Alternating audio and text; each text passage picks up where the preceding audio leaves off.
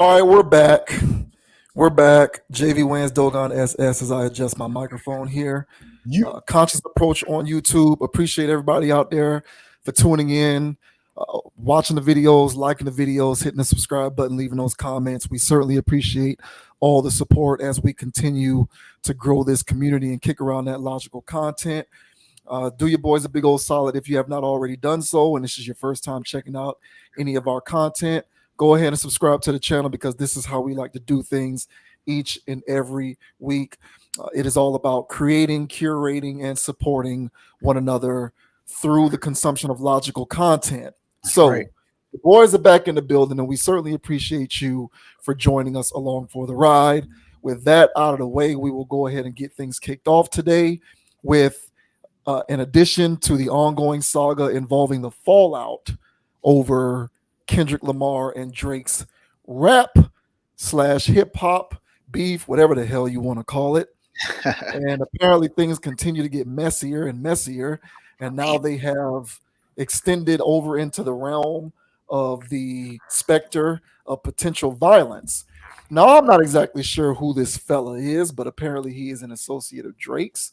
Yeah. His name is Top 5, and apparently he is a Toronto rapper, and he is not a very big fan of Kendrick Lamar. Let's just put it that way.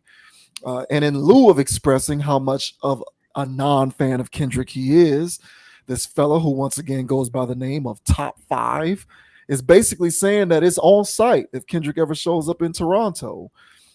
And, this kind of seems a bit too far, but we are going to go ahead and discuss it to get the community's thoughts on how they feel about this. Maybe they need to check me or check Dogon or check somebody if they feel as though we're out of pocket for this. But be that as it may, this says Top 5 threatens to shoot Kendrick Lamar if he ever goes to Toronto. After Drake paid for Top 5's legal fees to beat a murder case, the Toronto rapper got right back to reverting to his violent ways, at least verbally. Moreover, you've probably already heard about how Top 5 threatened Drake's opponent, Kendrick Lamar, during a recent live stream.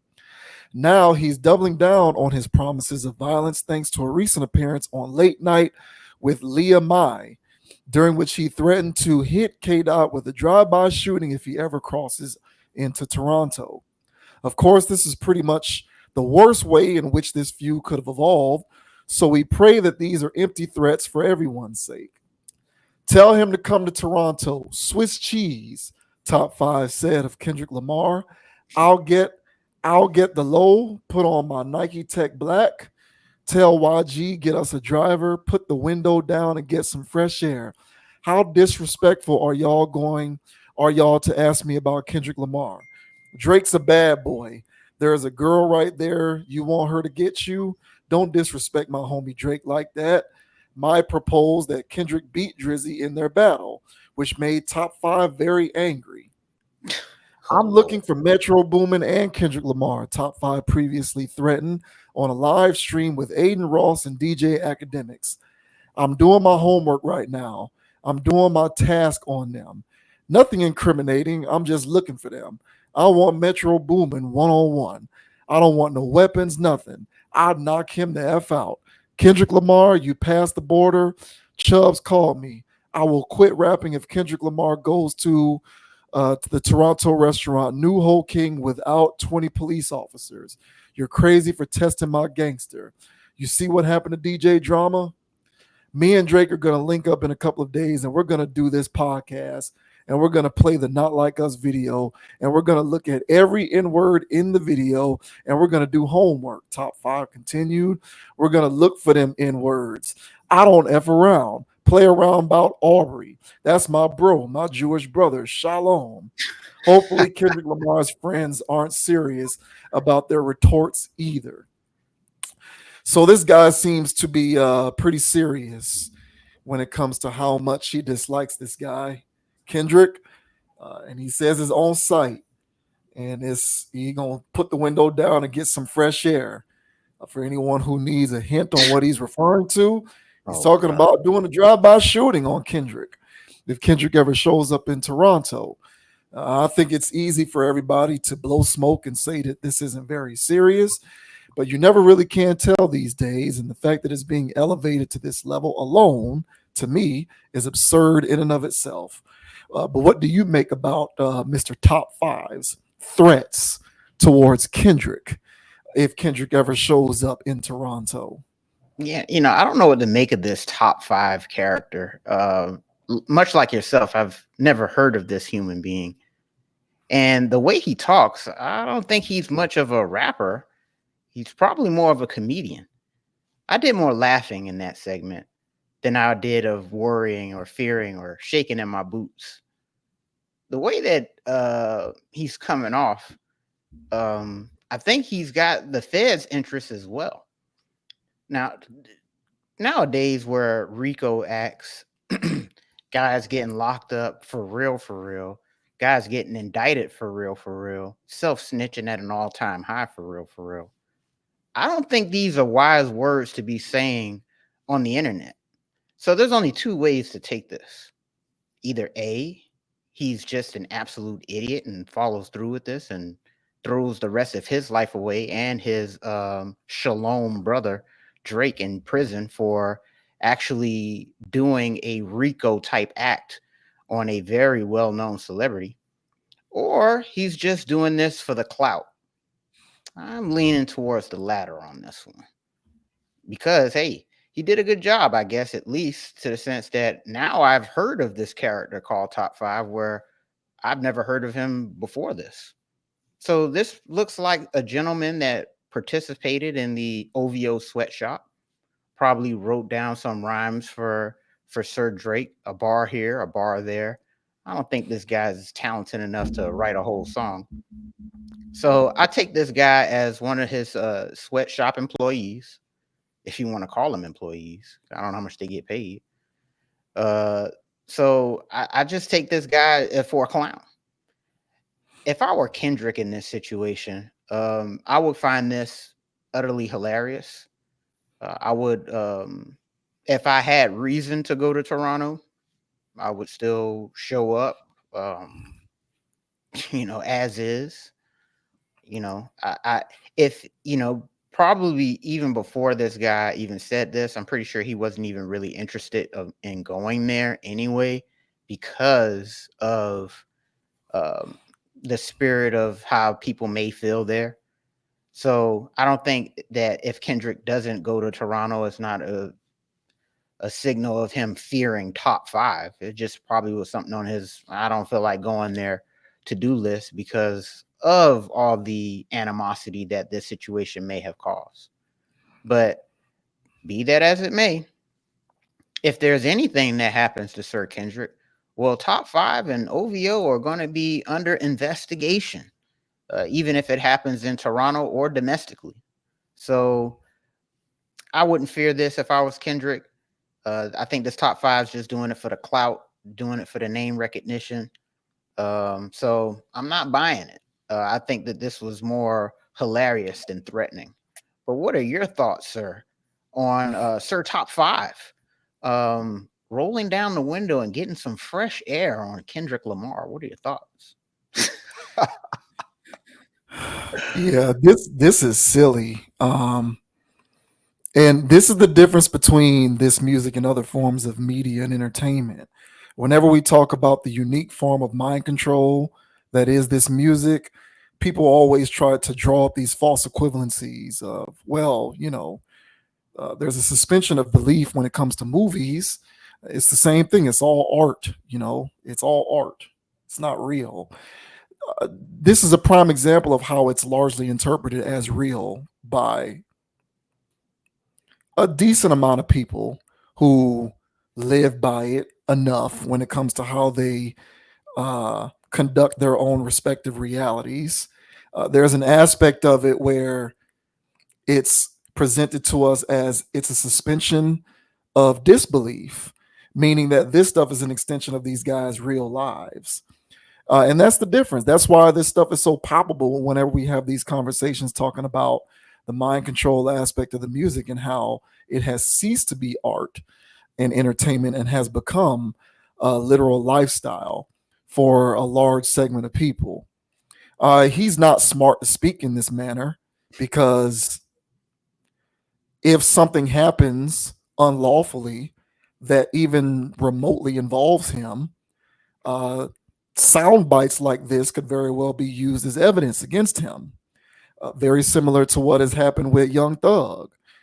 And in the event that that takes place, what will disappoint me more than anything else is all of the apologists and the placaters who will come out of the woodwork to talk about how he is being treated unfairly by the system because he does not deserve to be dealt with in this manner, and lyrics and words and songs shouldn't be used as self incriminating evidence. Well, whether you think that that is the case or not, the fact of the matter is the precedent has been established that it will be. Knowing that it will be and still doing this puts you in a bit of a precarious situation if you ever happen to get bammed up in the future.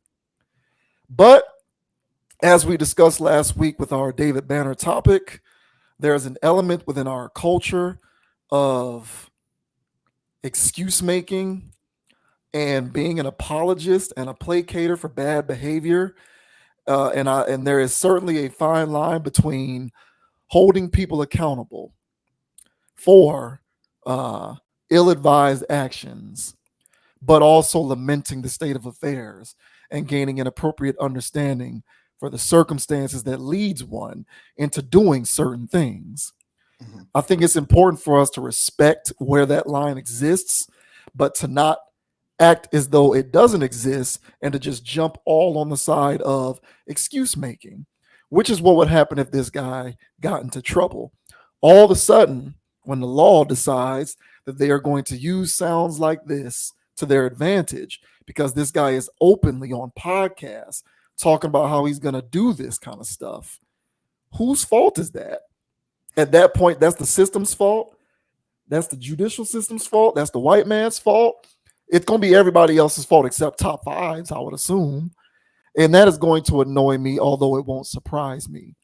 So my whole thing is these were stupid comments, um, ill advised. Whether he means them or not, they very well could get him caught up, get him in trouble.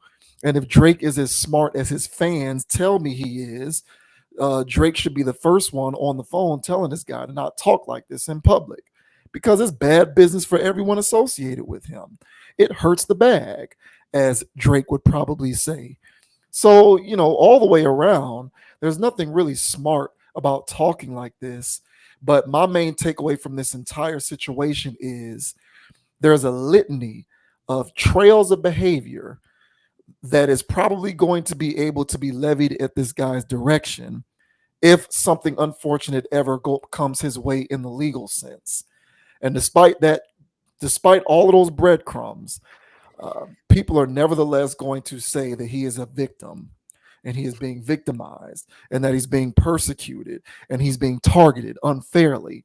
Well, if you don't want to be targeted unfairly, don't go on a podcast and say that you're willing to do a drive-by shooting on a rapper. That's probably step one. Don't do that, especially given your knowledge that this can very well happen. And I'm fairly sure he's well versed in everything that's going on with the YSL situation with Young Thug. And you still do it anyway. So whose fault is that? I'm sure everyone else will tell me it's everyone else's fault. But I'm looking at him and I'm saying, bro, stupid move. As far as Kendrick is concerned, um, I'd like to say, bro, it's no big deal. Show up in Toronto whenever you feel like it. But people take stuff way too far these days. Humans can't be trusted. People aren't responsible enough. We are well past the days where we can hold humans individually. Well, we can hold individuals for being responsible. But people in mass, I'm past that point. People can't be held responsible. I don't trust anybody. So, as much of a clown or a buffoon as this guy puts himself on Front Street to be by talking like this, you nevertheless cannot put it past an individual to get so juiced up and charged up off of the attention that he's received from talking like this to feel as though he needs to actually go out and exact something in person. And we've already seen the stuff going on where Rick Ross went up to Toronto and got his head bashed in by somebody who's a Drake stan. And I'm not saying Rick Ross is or is not a tough guy, but Rick Ross should be able to go and perform in Toronto without getting his head bashed in by some random Drake stan. Mm-hmm. And it is largely perceived that Kendrick got the best of this guy. So, you never, my point with that is you just can't put anything past people. So he ought to be careful moving forward, because people talking like this, you never know what can or cannot happen. But um, overall, the excuse makers who are going to come to this kid's defense in the event that something happens to him, those people are the reasons why these kinds of things keep happening. And we are going to have to do a much better job as a community, not just from the racial sense, but the music listening community at large as well. People need to be held accountable for doing dumb stuff. And this was just dumb. If something happens to him, it's his fault. It's not the world's fault. We need to do a better job of that, because that will be the ensuing narrative if something were to happen to him. Yeah, man, I agree, bro. And but I honestly, I would say like the only people that would think that anything that this guy just said was cool are just teenage kids that's like on TikTok and Fortnite kids, and ones that think that crashing out is still a cool thing. So so top 5 knucklehead, top 5 crash out, top 5 whatever you want to label this guy, but he's damn sure not a top 5 rapper. He definitely doesn't have top 5 intelligence. Um, and again, like I said in my opening statement, nowadays where the feds are really listening to y'all's songs, they're really watching y'all's interviews, you know, they're really watching y'all videos. So everything you say can and will be used against you in the court of law. So this is not a wise thing to do. But when somebody is in the position that this guy is in, um, Lord knows the reason why he would idolize Drake so much to come to his defense in such an aggressive fashion online. So I don't know what this guy's got going on, but he's clearly not well in the head. So I guess he's top 5 not well in the head. So I would say that this guy here, um, yeah, what if he wanted to be relevant? This is not the way to do it. Now honestly, he's just ruined his entire rep. uh I think people are I like to give people more credit. Nowadays I think people are more observant. I think people are seeing what's going on. I think people are reading the tea leaves, and I don't think these guys are getting um the type of clout that they used to get for acting like this anymore. Besides, again, these really young people that are still caught up in some weird wave. But be that as it may with this character, uh he's gonna get his due comings one way or another, talking and thinking like this. So I wouldn't feel any kind of way if the guy gets roped off and thrown in the slammer, uh, because of some knucklehead act that he did. I wouldn't feel no type of way. And I think there's a lot of people that will point and laugh about how dumb this was. Literally following behind Drake, um, and willing to do things that Drake himself isn't willing to do. What kind of man are you? And that's the ironic part about this, that this guy think that he's being tough and manly by doing and saying such a thing.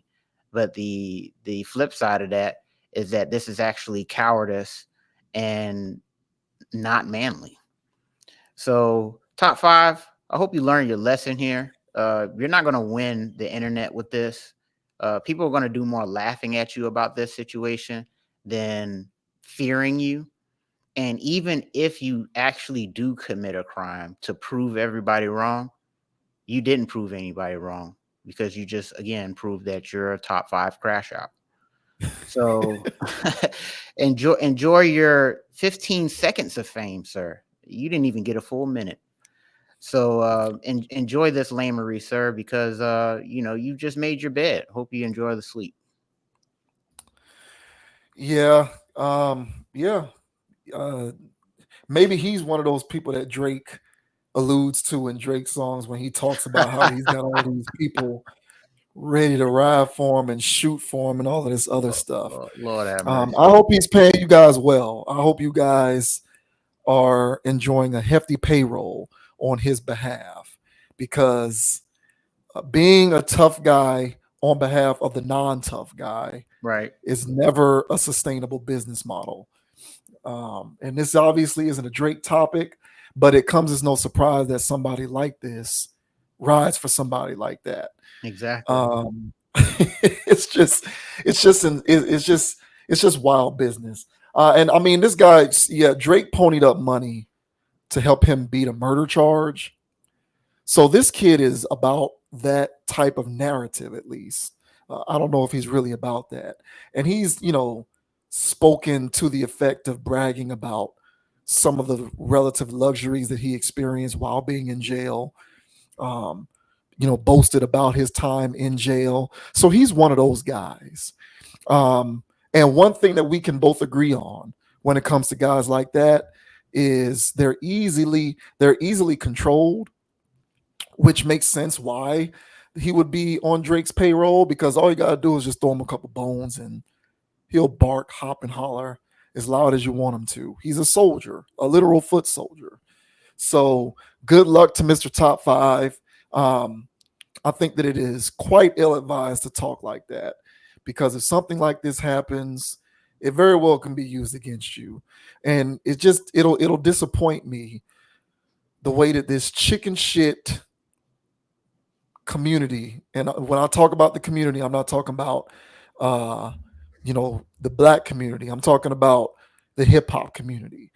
It's full of apologists, and there are so many elements of it that are just rife with a lack of accountability that they will come out of the woodwork to defend this guy. And there will be all kinds of campaigns and hashtags talking about free top five if he gets in trouble. And it's like, well, where was all of that? Where was all of the advisement when he was going on podcasts talking about how he's gonna run up and do a drive-by shooting on a very well-renowned rapper who's about to perform at halftime of the Super Bowl? So I'm pretty sure no one's talking about that. But as soon as something happens to him, everybody's gonna want to defend him and say how he should be freed. I don't understand it, but I wasn't meant to. So it is what it is. Well, It's that's what not I'm smart saying. at all. And that's a good point, bro. And that's what I'm saying. And it's time to put an end to that. Because there's enough of us that are tired of it. And there's guys out there, as you mentioned, that clearly committed crimes in the rap game, and people are still saying free those people. And it's about time that people just start speaking up and standing up against that. It's like, no, that guy actually unalived people. Sometimes at plural. It still baffles my mind the worship that goes around that boy from Chicago. I can't even remember his name at this point. That demon kid that was going around killing people and got unalived himself. And there's still fan worship of him, but he was literally a serial killer. So, but yeah, it's just time that we put people put an end to that and speak out against it. So, I'm with you, man. But I'm not gonna sit here idly by, and yeah, man, I'm not gonna sit idly by and watch people big up these clowns. And Yeah. so, hey, man, top five, put your clown nose on, man. Put your big floppy shoes on, man. Top five clown. So, No, yeah, yeah. Well, he's a clown for real because clowns do perform at the beck and call of the ringmaster, and Drake's the ringmaster, and Drake makes him perform, and he does so without giving it a second thought. So it is, clown is actually a very appropriate word to use to describe this guy, both in terms of who he is as well as his decisions. So I'm not going to say good luck to him because I think it is ridiculous that this guy really did say that he is wanting to do that to this yeah, guy if he shows up in a city over a rap beef. And furthermore, and I'll draw this same analogy with like sports this is the very last thing that I'll say. mhm, Uh, what's his face got fired today? Robert Saleh, Oh the New yeah, yeah. York Jets coach, and everybody's like, "Do you feel bad for him?" And I was Shady McCoy. They was talking about it this morning, and Shady McCoy was talking about how he once during his career expressed how bad he felt when Rex Ryan got fired, and Rex Ryan checked him and was like, "Hey man, don't feel bad about me. They still got to pay me $20 million. Like you never feel bad for the millionaire. Like they'll be all right." And with this guy, you riding so hard for Drake. This dude's worth hundreds of millions of dollars. Like he gonna be all right. You're gonna be the one rotting away in prison somewhere if something bad happens. Hmm. So I just don't understand the psychology behind riding for people like that so hard. I don't get it, but it goes on. It will continue to. Hey man, he's a top five clout chaser.